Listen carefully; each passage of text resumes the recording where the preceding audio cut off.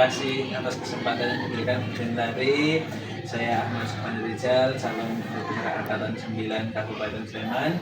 Hari ini akan melakukan wawancara terkait dengan pengambilan keputusan kepemimpinan. Jadi di sini nanti saya akan memberikan beberapa pertanyaan terkait pengambilan keputusan yang berkaitan dengan dilema etika maupun rujukan moral. Terima kasih. Ini pertanyaan pertama gitu. Jadi selama ini bagaimana cara Bu Dentari mengidentifikasi kasus-kasus yang terjadi di sekolah yang berkaitan dengan dilema etika maupun rujukan moral? Baik Pak Rizal, langsung saja ya. Dalam mengambil itu saya mengidentifikasi dengan melakukan prinsip pengambilan keputusan dengan memperhatikan 4 paradigma, 3 prinsip dan 9 langkah-langkah dalam pengambilan keputusan. Pertanyaan kedua, dalam menjalankan pengambilan keputusan di sekolah ini, terutama untuk kasus-kasus di mana ada 2 kepentingan yang sama-sama benar dan mengandung nilai kebajikan, apa yang Bu Dentari lakukan? Saya berusaha mendapatkan keputusan yang benar dan benar, yang kira-kira dirasa tidak ada pihak yang dirugikan atau tidak berpihak sebenarnya. Terkait dengan hal tersebut, langkah-langkah atau prosedur seperti apa yang biasanya Bu Dentari lakukan? Ya Pak, saya perlu melihat beberapa hal, tergantung pada situasi dan kondisi yang terjadi pada suatu peristiwa. Ada kalanya perlu tetap berpegang pada aturan yang berlaku untuk menentukan kebenaran, dan ada kalanya tidak bisa berpegang pada aturan pada situasi tertentu.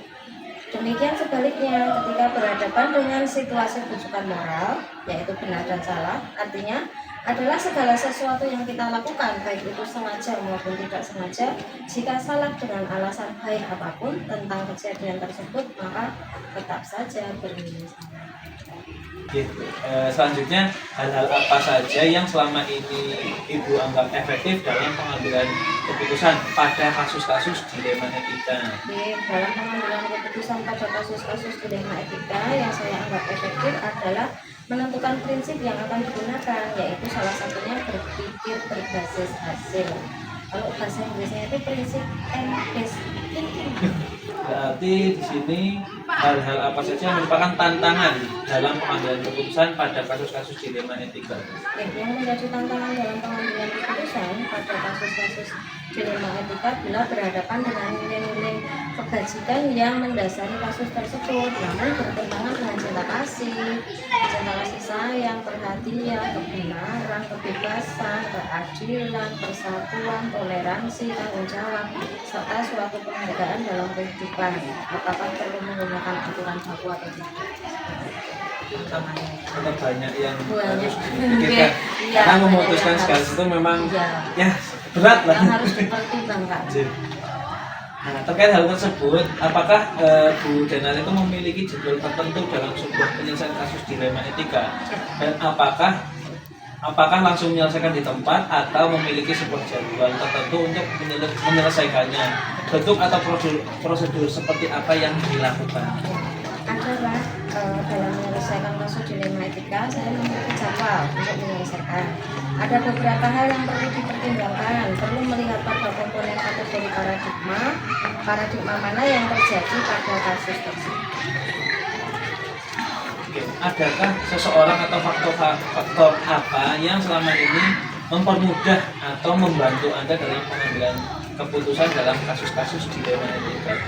Dari zaman saya selalu berkoordinasi dengan rekan sejawat serta anggota praktisi yang ada di lingkungan sekolah dalam melakukan pengambilan keputusan yang dirasa itu merupakan solusi terbaik. Untuk melibatkan pihak-pihak terkait. Ya, dari semua hal yang telah disampaikan tadi, pembelajaran apa yang dapat Bu Dentari petik dari pengalaman Anda dalam mengambil keputusan dilema etika? Pembelajarannya adalah dalam pengambilan keputusan itu yang mampu menyeimbangkan antara 2 pihak atau antara 2 opsi yang ada dengan pilihan yang tepat dan benar sehingga tidak merugikan salah satunya. Begitu Pak Reza. Terima kasih Bu Dentari atas waktunya. Assalamualaikum warahmatullahi wabarakatuh. Waalaikumsalam warahmatullahi wabarakatuh. Ya, selamat siang Bu Indah. Sini kepentingan saya yaitu mewawancarai Bu Indah selaku Kepala Sekolah SDN Mas Catur terkait dengan pengambilan keputusan dalam hal kepemimpinan seperti itu. Ya. Yang pertanyaan pertama yaitu selama ini bagaimana cara Bu Indah dalam mengidentifikasi kasus-kasus yang berkaitan dengan dilema etika maupun tujuan moral. Dilema etika dan atau bujukan moral. Ya, sepertinya itu kata-kata yang masih asing ya bagi saya, belum familiar. Sebenarnya mungkin kalau tentang kasusnya itu ada, dan yang terjadi di sekolah itu kan memang banyak sekali masalah-masalah. Tapi masalah-masalah itu memang kadang menurut kita itu masalah, sebenarnya itu benar. Nah ini yang kalau kita menemukan kejadian yang seperti itu, maka yang harus kita mulai dulu, kita mulai dengan mengetahui akar masalahnya apa. Jadi kita lihat akar masalahnya apa, jangan sampai nanti kita salah mengambil keputusan. Kemudian kita identifikasi, kemudian kita cari informasi juga kepada misalnya ada yang disampaikan itu si A misalnya anaknya, kita harus ke konfirmasi ke anak dulu, terus cek ke anak. Kemudian anak ini kelas berapa? Oh kelasnya misalnya kelas 5, nah berarti kita harus bertemu dulu dengan guru kelasnya. Jadi terus bagaimana cara Bu Indah menjalankan pengambilan keputusan di sekolah, terutama untuk kasus-kasus yang merupakan dua kepentingan yang sama-sama benar atau sama-sama mengandung nilai kebaikan. Sama-sama benar Dan dan mengandung nilai jadi hal-hal baik tapi saling bertentangan. Mana ya? Kita tetap harus melihat benar itu benar menurut pribadi atau benar menurut secara umum keseluruhan. Kalau secara individu itu bisa jadi mengatakan itu benar, tetapi kalau untuk orang banyak itu belum dikatakan benar, ya itu kita harus kembali lagi, benar itu ada yang lebih benar gitu. Jadi kita ambil yang benar-benar itu bisa termanfaatkan untuk umum atau orang banyak gitu. Nah terkait hal tadi gitu, cara mengambil keputusan, biasanya langkah-langkah seperti apa yang biasa Bu Indah lakukan seperti itu? Jadi dimulai dari mengidentifikasi dengan misalnya akar masalahnya apa, terus kita bisa berkomunikasi. Jadi komunikasi dengan anak, komunikasi dengan orang tua. Nah, misalnya kalau itu belum bisa selesai, kita juga bisa menyelesaikan minta bantuan kepada pihak lain. Jadi tidak hanya di pihak sekolah saja, jadi dengan berbagai pihak. Dari hal tersebut, selama ini bagaimana atau apa yang menurut Bu Indah paling efektif dalam pengambilan keputusan terkait dengan kasus-kasus yang berhubungan dengan etika ini? Yang jelas kita jangan langsung melibatkan emosi kita. Kalau kita hanya mengandalkan emosi, pasti nanti langsung ambil tindakannya itu ya sesuai dengan kemauan saya sendiri. Tetapi kita harus dengan hati yang tenang, kita juga bisa memilahkan yang objektif kita. Jadi kita harus menggunakan nalar yang sehat, tetapi tetap dengan adanya komunikasi, kemudian kolaborasi dengan berbagai pihak tadi. Nah kira-kira dalam pengambilan keputusan itu tantangan yang dihadapi apa? Kita manusia, pasti setiap ada masalah itu ada yang suka dan tidak suka. Kita mengambil keputusan, menurut saya itu sudah benar, menurut orang lain bisa jadi belum benar. Nah, apakah ada jadwal penyelesaian atau langsung diselesaikan saat itu juga ketika ada suatu masalah? Kalau tiba-tiba ada masalah, ketika tidak ada masalah yang harus segera kita selesaikan, ya jangan sampai menunggu berikutnya, nanti malah akan menjadi istilahnya berkembang menjadi lebih besar. Terus untuk faktor-faktor yang menurut Ibu mempermudah atau membantu dalam hal pengambilan keputusan, apakah ada Bu? Jadi salah satunya ya kita pertama kalau memang masalahnya ada di antara kita komunikasi dengan teman yang dituakan di sekolah. Kalau itu memang belum bisa, ya tadi kita bisa berkomunikasi dengan ketua komite atau pengurus komite yang hubungannya dengan kelas misalnya. Di kelas itu ada forsif, ya forsif kita ajak ngomong kalau itu misalnya dengan di kelas. Kalau agak tinggi ya ke atas ya kita ada pengawas, ada korbil. Dari hal-hal yang sudah disampaikan tadi, kira-kira pembelajaran apa yang dapat petik terkait dengan pengalaman dalam mengambil keputusan? Saya tetap dari awal mengambil keputusan dengan emosi, kemudian tidak boleh dengan tergesa-gesa.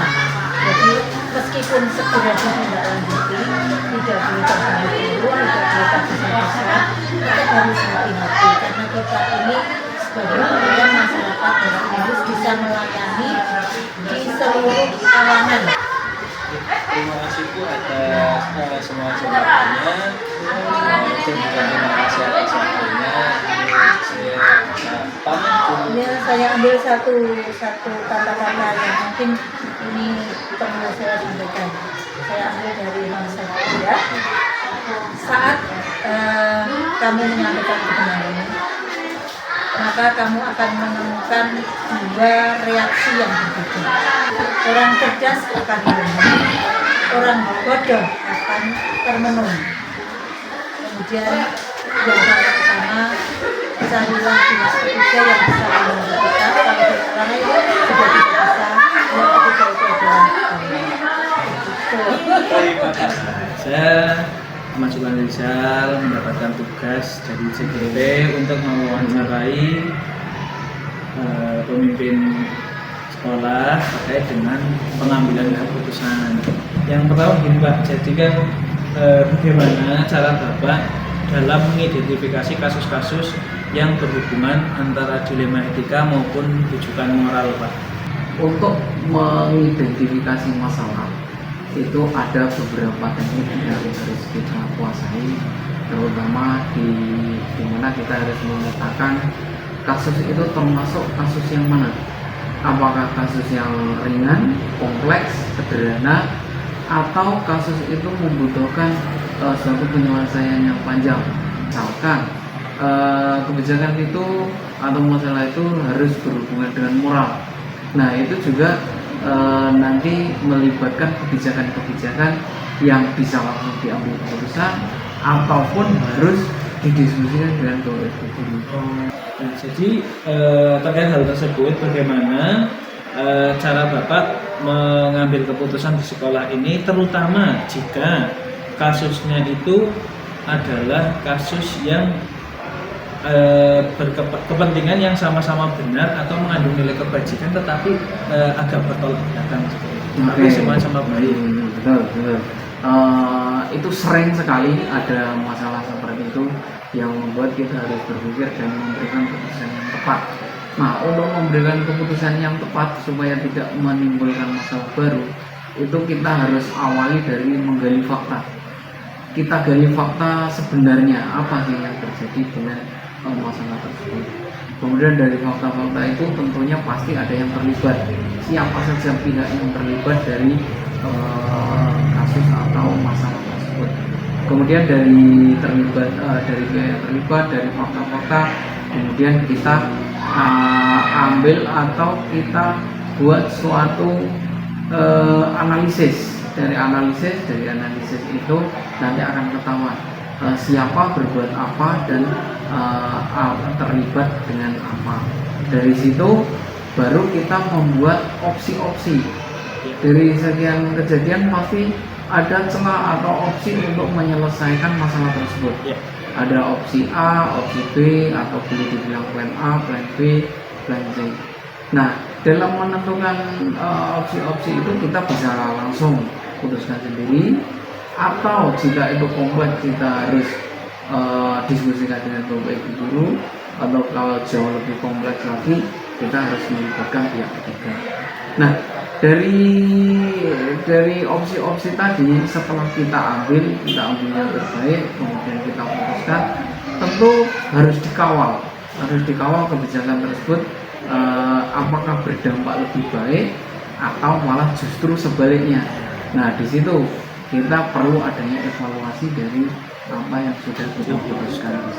Hal-hal apa Pak yang selama ini menurut Bapak efektif dalam pengambilan keputusan dalam kasus-kasus terkait dilema etika? Ketika itu dilema etika, kalau menurut saya yang paling efektif itu adalah diskusi, di mana di situ ada komunikasi, kemudian ada suatu keputusan yang bisa diambil, dan kembali lagi kita ke evaluasinya. Intinya komunikasi. Nah, terkait hal tersebut, tantangan dalam pengambilan keputusan itu biasanya yang dijumpai apa tantangannya? Tantangan itu sebenarnya banyak berasal dari wali murid.